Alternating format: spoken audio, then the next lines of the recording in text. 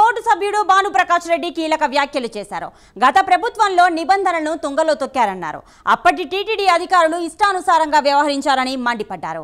గత ప్రభుత్వంలో పరకామణి దొంగను కాపాడే ప్రయత్నం చేశారని అంటున్న భానుప్రకాష్ రెడ్డితో మా ప్రతినిధి Ravivarma face to face. TTD పరకామణి ఇష్యూ పరాకాష్ఠకు చేరింది. ముఖ్యంగా టీటీడీ నిర్ణయాలను సైతం తొంగలో తొక్కారు. అలాగే దేవాదాయ శాఖ నిబంధనలను పట్టించుకోకుండా ఏకపక్షంగా వ్యవహరించి దొంగకు అన్ని విధాలా చేకూరేలా ప్రయత్నం చేసినటువంటి పాలక మండలి నిర్ణయాలు ఎలా తప్పులు జరిగింది ఏంటి అనే దాని మీద ఇప్పుడు అడిగి తెలుసుకున్నాం. సార్, ఇవాళ పాలక మండలిలో ఎలాంటి నిబంధనలు తొంగలో తొక్కి అంటున్నారు, ఎలాంటి నిబంధనలు ప్రవేశపెట్టారు? రెండోది అంటే దేవాదాయ శాఖ నిబంధనలు, యాక్చువల్గా నిబంధనలు ఏంటి, ఎందుకు ఇలా ప్రక్రియ చేపట్టాలని భావించాలి?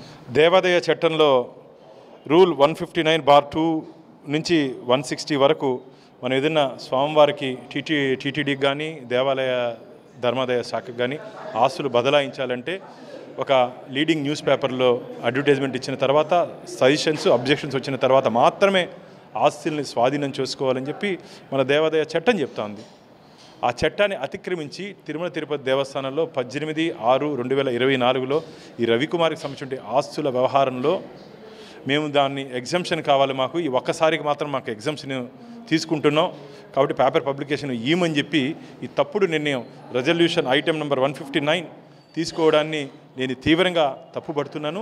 ఇది ఉద్దేశపూర్వకంగా ఆస్తుల పంపకాల్లో, పరకామణి పంపకాల్లో వాళ్ళకేడ పంపకం తగ్గిపోతుందో అని చెప్పి భయంతోనే వీరు ఇలాంటి తప్పుడు నిర్ణయం తీసుకున్నారు. ఒకవేళ రవికుమార్ మనసు మార్చుకొని 40 కోట్లతో పాటు మిగతా 100 కోట్లు కూడా స్వామికి రాసిస్తారేమని చెప్పి భయంతోనే ఆ రోజు ఉన్నటువంటి కొందరు టీటీడీలో ఉన్నట్టు అధికారులు, కొందరు తాడేపల్లి ప్యాలెస్ ఉంటే అధికారులు కలిసి ఈ కుట్ర పన్నారని చెప్పి నేను భావిస్తున్నాను.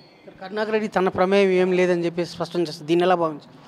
అయ్యా కరుణాకర్ రెడ్డి గారు, ఈ రెజల్యూషన్లో ఈ బోర్డు మీటింగ్లో డేటెడ్ 19/6/2023లో మీరు ఎక్స్-అఫీషియో సభ్యుడయ్యా, ఎక్స్-అఫీషియో సభ్యుడు తిరుపతి శాసనసభ్యులుగా మీరు ఉన్నారు. మీ సవరాలు కూడా ఉన్నాయి దాంట్లో.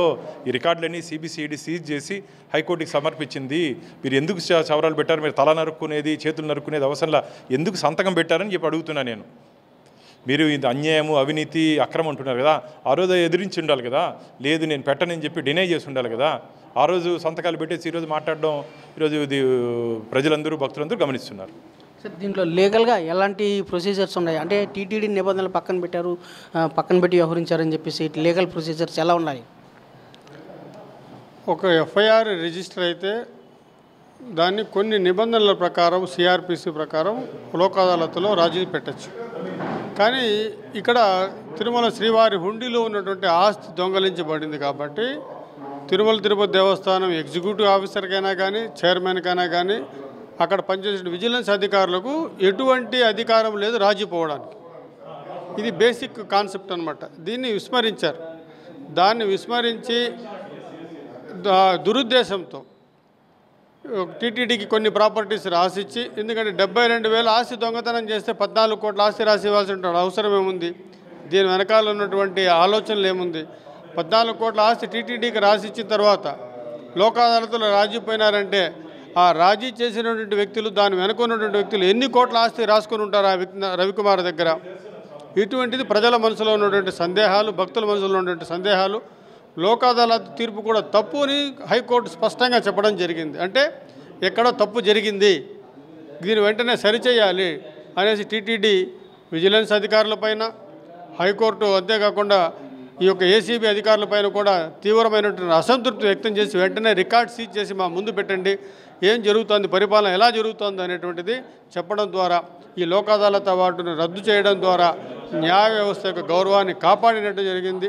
అంతేకాకుండా భవిష్యత్తులో ఇటువంటిది పునరావృతం కాకుండా చూసుకోవాల్సిన బాధ్యత అందరిపైన ఉందనేసి ఈ సందర్భంగా తెలియజేస్తున్నాను. అంటే పరకామణిలో తప్పు చేసినటువంటి వ్యక్తికి కాపాడేందుకు ఒక అంశం మీదనే పాలక మండలి ఏర్పాటు చేసి దేవాదాయ శాఖ నిబంధనలకు విరుద్ధంగా వ్యవహరించారని చెప్పేసి టీటీడీ పాలక మండలి సభ్యులు అయితే ఆరోపిస్తున్నారు. దానికి సంబంధించినటువంటి పూర్తి విచారణ, అన్ని విధాల విచారణ చేపట్టి వాస్తవాలు వెలికి తీయాలని చెప్పేసి డిమాండ్ చేస్తున్నారు. Video journalist Ramakrishna, Ravi prime 9, Tirupati.